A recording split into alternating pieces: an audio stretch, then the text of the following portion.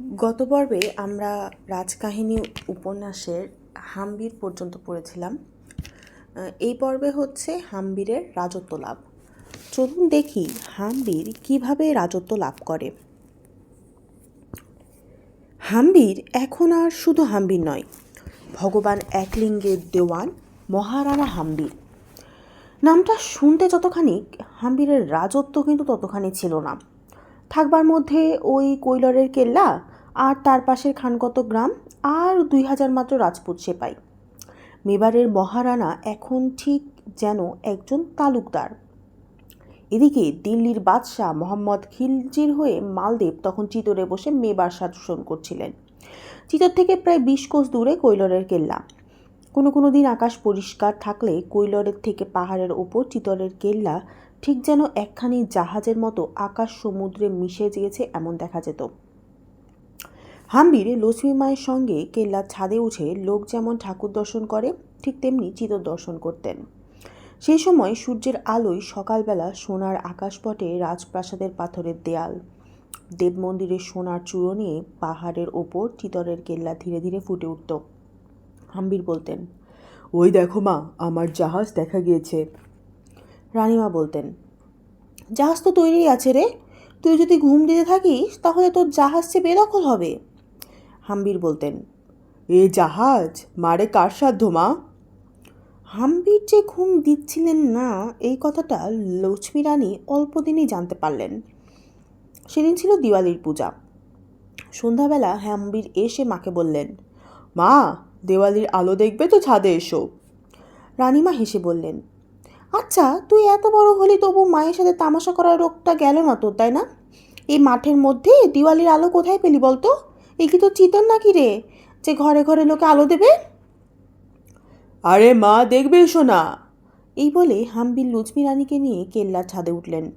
কার্তিক মাসের অমাবস্যা, কিন্তু আকাশ ছেয়ে তারা ফুটেছিল, যেন দেবতারা ফুল ছড়িয়ে গেছেন। রানীমা অবাক হয়ে আকাশের দিকে চেয়ে আছেন। হাম্বির এসে বললেন, মা, কি চমৎকার বাহার দেখেছ? কিন্তু এ দেওয়ালি তো দেবতাদের, তোমারও নয় আমারও নয়। এখন এবার কৈলারের দেওয়ালি, আমার দেওয়ালির আলোটা কেমন হয়েছে তা দেখো। এদিকে আসো, দেখো।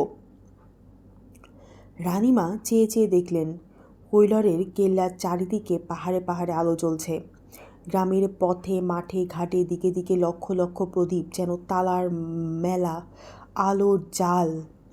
লক্ষ্মী রানী অবাক হয়ে হাম্বিরের মুখের দিকে চেয়ে রইলেন। এই জনমানবহীন কৈলরে এত আলো, এত লোক কোথা থেকে আসলো?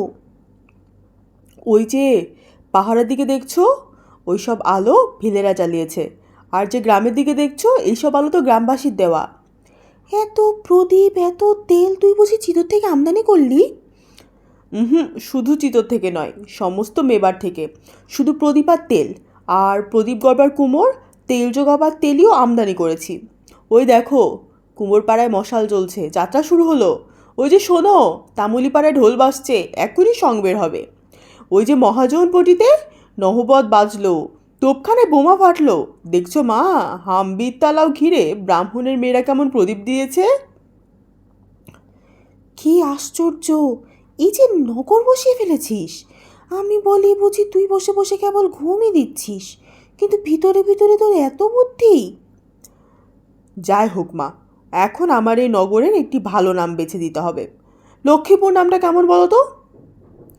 আরে না না, ও কেমন বাঙালি বাঙালি শোনাচ্ছে। আমি একটা ভালো নাম সন্ধান করেছি। শুধু নাম তো নয়, তার সাথে একটি লক্ষ্মীও বড়। তুই আর কদিন সবুর কর তো। দুজনের যখন কথা হচ্ছে সেই সময় চিতর থেকে মালদেবের দূত এলো। একজন ব্রাহ্মণ হাম্বিরের বিয়ের সম্বন্ধ নিয়ে কৈলরে এলো। ব্রাহ্মণ এসে মালদেবের চিঠি আর একটি রূপোর পাতে মোড়া নারিকেল এনে লক্ষ্মী রানীর সম্মুখে ধরলেন। রানী চিঠিখানা খুলে পড়তে লাগলেন। লেখা হয়েছে, আমার কন্যা কমলা, রূপে লক্ষ্মী, গুণে সরস্বতী। তাকে আপনার চরণে দাসী করে আমার কুলকে পবিত্র করুন। আমি পাঠানের আশ্রয়ে আছি বটে, কিন্তু ধর্ম ছাড়িনি। রানী হাম্বিরের দিকে চেয়ে বললেন, দেখ দেখি, মালদেব চিতর থেকে কেমন সুন্দর নারিকেলটি পাঠিয়েছে। এটা আজ দিওয়ালির পুজোয় কাজে লাগবে। হাম্বির তখন বললেন, হুম, বেশ ফলটি। কিন্তু মা, এটার ওপর প্রথম থেকে আমার লোভ পড়েছে। এটা আর দেবতাদের দিয়ে কাজ নেই, এটা আমাকেই দাও। তা বেশ, তোমাকেই দেওয়া গেল। রাজাও তো না হয় একরকমের দেবতা বলো, কিন্তু শুধু ফলটি নিলে তো চলবে না বাছা। সঙ্গে সঙ্গে এই চিঠিখানি আর এখানে যে লিখেছে তার মেয়েটিকেও যে তোমায় নিতে হবে। যাও, ওই ব্রাহ্মণকে নিয়ে এই চিঠির একটা ভালো করে জবাব লিখে এসো। আমি ততক্ষণে পুজো সেরে আসি। রানী পুজোতে গেলেন। হাম্বির তখন ব্রাহ্মণকে জিজ্ঞাসা করলেন। ব্যাপারখানা কি বলো দেখি? ব্রাহ্মণ তখন বললেন, মহারানা সবাই চলুন, সমস্ত সব খুলে বলছি। বিয়ের সমস্ত ঠিকঠাক করে মালদেবের দূত চিতর ফিরে গেল। এদিকে কৈলরের বরযাত্রার উদ্যোগও চলতে লাগলো। যত বুড়ো বুড়ো রাজপুত সর্দার লক্ষ্মী রানীকে ধরে বসলেন। মালদেব হাজার হোক শত্রুর পক্ষ বটে মহারানী, মহারানাকে সেখানে বিনা পাহারায় পাঠানো কোনো মতে উচিত হবে নে। রানীর হুকুমে 500 রাজপুত সেনা মহারানার সাথে যেতে আদেশ করুন। সেই হিসাব মতো 500 রাজপুত সেনা যাওয়ার জন্য প্রস্তুত হলো। হাম্বির মাকে প্রণাম করে বিদায় নিলেন। রশ্মি রানীও আশীর্বাদ করলেন। বৎস, মালদেবের কন্যার সঙ্গে মেবারের রাজলক্ষ্মীও তোমায় বরণ করুন। কৈলরের থেকে চিতর বেশ খানিকটা দূর, কিন্তু হাম্বিরের ঘোড়া যেন উড়ে উড়ে চলল। বরযাত্রীরা যখন চিতরের সম্মুখে উপস্থিত হলেন তখন প্রায় সন্ধ্যা হয়ে গেছে। পশ্চিমের আলোয় আকাশ ছেয়ে গেছে, ঠিক যেন দেবদূতেরা মহারানার মাথায় ছাতা ধরেছেন। কিন্তু মালদেব, যার কন্যা মেবারের অধীশ্বরী রাজেশ্বরী হতে চলেছেন, তিনি কোথায়? কেল্লার দরজায় একটিমাত্র প্রহরী মহারানাকে ভূমিষ্ঠ হয়ে প্রণাম করে দুয়ার ছেড়ে পাশে এসে দাঁড়ালো। মঙ্গল স্বাদ নেই, কন্যাযাত্রীর আনন্দও নেই, যেন নির্জন পুরীতে হাম্বির প্রবেশ করেছেন। বুড়ো মন্ত্রী এসে হাম্বিরের কানের কাছে বললেন, মহারানা, কেমন যেন ঠেকছে। মালদেবের লক্ষণ তো ভালো নয়। আমার মতে কেল্লার মধ্যে প্রবেশ করাটা উচিত হবে না। হাম্বির বললেন, নিজের কেল্লায় নিজে প্রবেশ করবো, আবার ভয়টা কি? চলো চলে এসো। সেই সময় ফটকের এক কোণে থেকে মালদেব এসে বললেন, মহারানা, আমারও সেই আশা ছিল। আপনি নিজের ঘরে এসেছেন, তার জন্য আবার অভ্যর্থনায় কি আর বাজনা বাদ দিয়ে কি বলুন তো? মন্ত্রী বললেন, মালদেব, তুমি কি জানো না রাজপুতের নিয়ম আছে বিবাহের রাতে ফুলের কেল্লা দখল করে তবেই কন্যাকর্তার বাড়িতে বর প্রবেশ করেন? তোমার কন্যার সখীর আগে সে আয়োজন করেনি, কেন করেনি? মালদেব বললেন, মন্ত্রী মহাশয়, আমি কন্যার পিতা বটে, কিন্তু এ বাড়ি আমার কোথা? এই যে মহারানার নিজেরই কেল্লা, নিজের ঘরে এসে মহারানা নিজে প্রবেশ করেছেন, সেখানে আমার কন্যার সখীরা বাধা দিতে সাহস পাবে কেন? মন্ত্রী একটু হেসে বললেন, দেখছি বাদশাহের মজলিসে আনাগোনা করে আপনার কুসংস্কার অনেকটা দূর হয়েছে। এখন চলুন, বিবাহ কার্য সুসম্পূর্ণ করুন। লক্ষ্মী রাগিনীর হুকুম, আজ রাতেই বরকন্যা নিয়ে আমরা কৈলরে ফিরব। হাম্বিরের পিতামহ যে রাজসভায় বসে রাজত্ব করতেন, সেই ঘরে হাম্বিরকে নিয়ে মালদেব যখন উপস্থিত হলেন, তখন হাম্বিরের বুকের ভেতরটা কেমন যে করে উঠল তা বলা যায় না। তার মনে হলো এই যেন প্রকাণ্ড ঘরের একধারে চিতরের শূন্য রাজসিংহাসন ঘিরে ছায়ার মতো সব বীর পুরুষ দাঁড়িয়ে আছেন এবং এক দৃষ্টিতে তার দিকে চেয়ে আছেন। তাদের গায়ে সোনার সাজোয়া, হাতে তলোয়ার, কারো মুখে কথা নেই। হাম্বিরের সঙ্গে যত রাজপুত এসেছিল সবাইকার চোখ সেই সিংহাসনের দিকে। প্রকাণ্ড ঘরের আবছা অন্ধকারে চিতরের শূন্য সিংহাসনের উপরে সোনার রাজছত্র আলো পেয়ে যেন সেটা একদম ঝলমল ঝলমল করছে, আবার যেন অন্ধকারে মিলিয়েও যাচ্ছে। হাম্বিরের সঙ্গে 500 রাজপুত সেই সিংহাসনকে নমস্কার করে উঠে দাঁড়ালেন। অমনি সেই অন্ধকার ঘরে যেন আলো করে কমলকুমারী সখীদের সঙ্গে এসে হাম্বিরের গলায় পদ্মফুলের মালা দিলেন। চিতরের রাজলক্ষ্মী এতদিন অনথা বিধবার মতো শূন্য রাজপুরে যেন একা ছিলেন। আজ কতদিন পরে যেন চিতরের রাজকুমার এসে তাকে হাত ধরে বরণ করে নিলেন। কতদিন পরে চিতরের কেল্লায় আরও একবার মঙ্গল শাঁখ বেজে উঠল। চিতরের গড় বড় বড় তালা বন্ধ করে দিয়ে এতদিন শূন্য হয়ে পড়েছিল। আজ সেই শাঁখের শব্দে 500 রাজপুতের তরোয়ারের ঝনঝনায় একবার একবার করে যেন লোকের লোকারণ্য বোধ হতে লাগলো, যেন সেই আগেকার স্ত্রী আবার ফিরে এলো। সেদিন থেকে 2 বছর যেতে না যেতেই সত্যি সত্যি হাম্বির এসে চিতরের কেল্লা দখল করে নিলেন। দিল্লির নবাব মোহাম্মদ খিলজির কাছে এই খবর পৌঁছাতে গেল মালদেবের পুত্র বনবীর। তার আশা ছিল মালদেবের পরে সেই চিতরে রাজত্ব করবে, তাই সে মোহাম্মদ খিলজির সঙ্গে পাঠান ফৌজ নিয়ে চিতরের দিকে আসতে থাকলো। সিঙ্গলিতে পাঠান বাদশাহ ফৌজ নিয়ে তাম্বু তাড়ছেন। লক্ষ্মী রানীর সঙ্গে কমল কুমারী আর 1 বছরের রাজকুমার খেতসিংহকে আরেকবার কৈলরের কেল্লায় পাঠিয়ে হাম্বির যুদ্ধে গেলেন। বাঘ যেমন হরিণের পালের উপর ঝাঁপিয়ে পড়ে, ঠিক তেমনি রাজপুত সৈন্য পাঠান ফৌজের উপর ঝাঁপিয়ে পড়ল। সেবারে মোহাম্মদ খিলজিকে আর দিল্লির মুখে ফিরে যেতে হলো না। হাম্বির তার 2 পায়ের শিকল দিয়ে চিতরের কেল্লায় এনে বন্ধ করলেন। বনবীরেরও সে একই দশা। কমল কুমারীর ভাই বলে সে যাত্রায় হাম্বিরটাকে প্রাণে না মেরে বন্দি করে কৈলরে নিয়ে উপস্থিত হলো। হাম্বির থাকেন কৈলরে, আর চিতরে কড়া পাহারার মধ্যে থাকেন দিল্লির বাদশাহ মোহাম্মদ খিলজি। 1 মাস, 2 মাস, 3 মাস যায়, হাম্বির আর চিতরে যাওয়ার নামগন্ধ করেন না।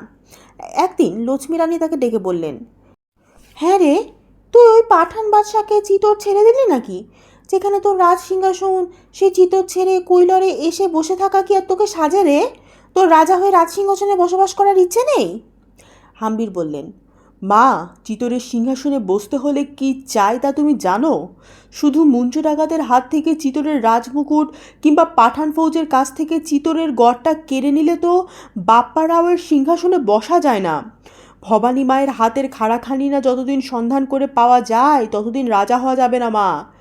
আগে সেই খাড়াখানির পুজো দিয়ে তবেই রাজসিংহাসনে বসা যায়। সেই খাড়া যে এখন কোথায় তা কেউ জানে না।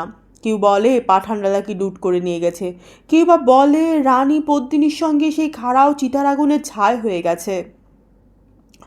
লক্ষ্মী রানী বললেন, হ্যাঁ রে বাপু, আমি এই দুটো কথার একটাও বিশ্বাস করি নে বাবা। লোকে যাই বলুক, আমার বিশ্বাস ভবানীর সেই খাড়া এখনও চিতরেই আছে। কেবল চিতরে এমন কেউ কাজের লোক নেই যে খাড়াখানি যত্ন করে সন্ধান করে। লোকেরই বা দোষ কি বলতো? চিতরের যে রাজা, তারই যখন কোনো চেষ্টা দেখা যাচ্ছে না, তখন সামান্য লোকের আর কি গরজ যে খাড়াখানা সন্ধান করে তার রাজার হাতে তুলে দেয়? সেই দিন হাম্বির মায়ের পায়ে হাত দিয়ে শপথ করলেন, ভবানীর খাড়া উদ্ধার করে তবেই অন্য কাজে যাব মা। সন্ধ্যা হয়ে গেছে, আকাশে মেঘ করেছে, একটু একটু বৃষ্টিও পড়ছে।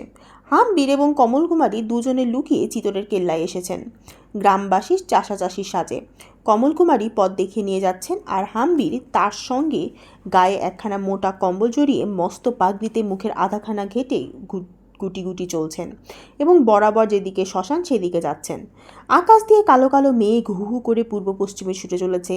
ঝড়ের তারায় বড় বড় গাছের ডালগুলা মচমচ শব্দ করছে। চারিদিকে ঘোর অন্ধকার, কোথাও কেউ নেই। বাতাস এমন ঠান্ডা যে গায়ে লাগলে কাঁটা দিয়ে ওঠে। এই আমাবস্যার রাতে ঝড় জলে ঘোর অন্ধকারে কমল কুমারী হাম্বিরকে নিয়ে মহাশ্মশানের ভিতর এসে উপস্থিত হলেন। চোখে কিছু দেখা যায় না, কেবল একদিক থেকে ঝরঝর করে শব্দ হচ্ছে, যেন অন্ধকারের ভেতরে ঝর্ণা পড়ছে। যেদিক থেকে জলের শব্দ আসছিল সেই দিক দেখে কমল রানী হাম্বিরকে বললেন, শুনছ, ওই ঝর্ণার ধারে পাহাড়ের গায়ে একটা প্রকাণ্ড বটগাছ আছে। তারই পাশে একটা সুড়ঙ্গ পাতালের দিকে নেমে গেছে। সেই সুড়ঙ্গের ভেতরে পদ্মিনী রানী চিতার আগুনে মরে পুড়েছিলেন। সেই সুড়ঙ্গের শেষে গুহায় কারুণী দেবীর মন্দির। শুনেছি সেখানে অজগর সাপ পাহারা দিচ্ছে গো। আর ঠিক তার মাথার উপরে মা ভবানীর খাড়া ঝুলছে। আমি অনেকবার সুড়ঙ্গ পর্যন্ত এসেছি, কিন্তু ভিতরে যেতে সাহস হয়নি কখনো। হাম্বির বললেন, তুমি সুড়ঙ্গ পর্যন্ত আমার সাথে চলো, তারপর সে বটগাছের তলায় তোমাকে রেখে আমি ভিতরে যাব। শ্মশানের এক ধার দিয়ে একটা আঁকাবাঁকা সুড়ি পথ অন্ধকারের মধ্যে নেমে গেছে। দুইজনে সেই পথে পায়ে পায়ে চললেন। কত দূর চলে ঠিক সামনে জলের নালা, তারপর আর রাস্তা নেই। পাথর কেটে ঝর্ণার জল কলকল করে ছুটছে। নালার জল 1 হাঁটু, কিন্তু বরফের মতো ঠান্ডা, পা রাখা যায় না। হাম্বির কমল রানীকে 2 হাতে তুলে ধরে সেই জলের উপর দিয়ে হেঁটে বটগাছের দিকে যাচ্ছেন। শুনতে পাচ্ছেন দূরে যেন পাহাড়ের ভেতর থেকে ঝনঝন একটা শব্দ আসছে। কারা যেন লোহার কপার ধরে নাড়া দিচ্ছে। বটগাছের একটা শিকড় ধরে হাম্বির ডাঙায় উঠলেন। সেখানে এমন নিস্তব্ধ, এমন অন্ধকার যে মনে হচ্ছে পৃথিবী ছেড়ে অন্য কোথাও এসে গিয়েছি। সেই বটতলায় কমল রানীকে বসিয়ে রেখে হাম্বির অন্ধকারে 2 হাত বাড়িয়ে সুড়ঙ্গের ভিতর নেমে চললেন। 2 দিকে পাহাড়, দেয়াল বেয়ে জল পড়ছে, একটুও আলো নেই, একটুও শব্দ নেই, সামনে কিচ্ছু দেখা যাচ্ছে না। পেছনে কিছু সাড়াও দিচ্ছে না। নীল অন্ধকারের ভেতর দিয়ে হাম্বির একা চলেছেন। একবার পায়ে কি যেন একটা ঠেকে গড়গড় করে গড়িয়ে গেল। হাম্বির হাত দিয়ে সেটাকে তুলে দেখলেন, এই যে একটা মরার মাথা। কখনো তার পায়ের চাপনে একখানা মরার হাড় গুড়গুড় করে গুড়িয়েও গেল, কখনো বা পাহাড়ের পাথর পা পা পা ফাটল বেয়ে গাছের একটা শিকড় নেমে গেছে। সেটা তার হাতে ঠেকতেই মনে হলো যেন সাপের গায়ে হাত পড়েছে। কখনো তিনি দূর থেকে ফুসফাস আওয়াজও শুনতে পাচ্ছেন, কখনো মনে হচ্ছে কারা যেন ফিসফিস করে কথা বলছে। এক এক জায়গায় মনে হচ্ছে আলে একবার দপ করে জ্বলছে আর নিভে যাচ্ছে। কোথাও কোথাও মনে হচ্ছে দেওয়ালের কত দূরে যেন দেয়াল সরে গেছে। আবার এক এক জায়গায় মনে হচ্ছে দেয়াল যেন চেপে এসেছে। এক এক জায়গায় শুনলেন মাথার উপরে কাদের যেন কান্নার শব্দ। পা যেন সেই ছাই গাদায় বসে যেতে লাগলো। মাথার ওপর হাম্বির চেয়ে দেখলেন অনেক দূরে নীল আকাশ, চারিদিকে তার গোল পাথরের দেয়াল, আর যে কোনো যাওয়ার পথ নেই। সেই অন্ধকূপের ভেতর হাম্বির হাতড়ে হাতড়ে বেরিয়ে যেতে লাগলেন। নিচে পথ নেই, ওপরে পথ নেই, আশেপাশে পাথরের দেয়াল, তারই মাঝে স্তূপাকার ছাই। চলতে গেলে যেন পায়ে বসে যায়। কতক্ষণ হাম্বির সেখানে দাঁড়িয়ে রয়েছেন জানে না। এমন সময় পাথরের দেয়ালের ওপর থেকে শুনলেন শাঁখ আর শঙ্খধ্বনির শব্দ আসছে। দেখতে দেখতে হাম্বিরের চোখের সামনে খানিকটা পাথরের দেয়াল দু ফাঁক হয়ে গেল। সেই ফাঁকা দিয়ে হাম্বির দেখলেন গেরুয়া কাপড়, রুদ্রাক্ষের মারা পড়া 5 জন ভৈরবী আগুনের উপরে একখানা প্রকাণ্ড লোহার কড়া দিয়ে বসে রয়েছেন। অনেক দূরে কারুণী দেবীর সোনার মূর্তি আগুনের আলোয় ঝকঝক করছে। হাম্বির নির্ভয়ে কারুণীর মন্দিরে যেখানে ভৈরবীরা বসে রয়েছেন সেখানে উপস্থিত হলেন। হাম্বিরকে দেখেই ভৈরবীরা বিকট চিৎকার করে বলে উঠলেন, কে রে তুই, কি চাস? হাম্বির নির্ভয়ে বললেন, আমি এসেছি যা আমার তাই চাইতে। মা ভবানী বাপ্পাকে যে খাড়া দিয়েছিলেন সেই খাড়া এখানে আছে, আমি সেটাই চাই। তার জন্যই আমার মা আমাকে পাঠিয়েছেন। আমি চিতরের রানা হাম্বির। ভৈরবীরা হাম্বিরের কথায় কোনো উত্তর না দিয়ে আগুনের ওপর সেই লোহার কড়াখানার দিকে তাকিয়ে দেখিয়ে দিলেন।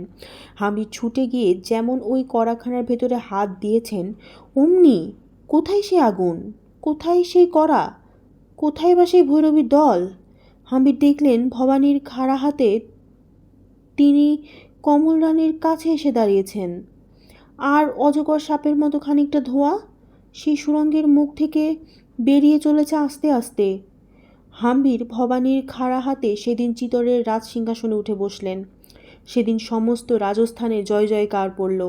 দিল্লির বাদশাহ মোহাম্মদ খিলজি সেদিন 50 লাখ মোহর হাম্বিরকে নজর দিয়ে প্রতিজ্ঞা করলেন যে তিনি জীবনেও আর চিতর মুখ হবেন না। তবে তিনি ছাড়া পেলেন।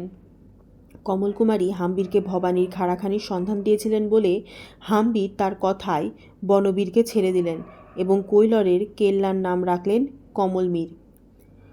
লক্ষ্মী রানী হাম্বিরকে সিংহাসনে বসিয়ে উজালা গ্রামে তার বাপের বাড়ি চলে গেলেন এবং সেই ছেলেবেলার ঘরে, সেই নদীর পাড়ে, সেই ক্ষেতের ধারে। হাম্বিরের রাজ্য লাভের গল্পটা এখানে শেষ। আগামী পর্বে পরবর্তী গল্প চণ্ড নিয়ে উপস্থিত হব আপনাদের সামনে। ধন্যবাদ সকলকে।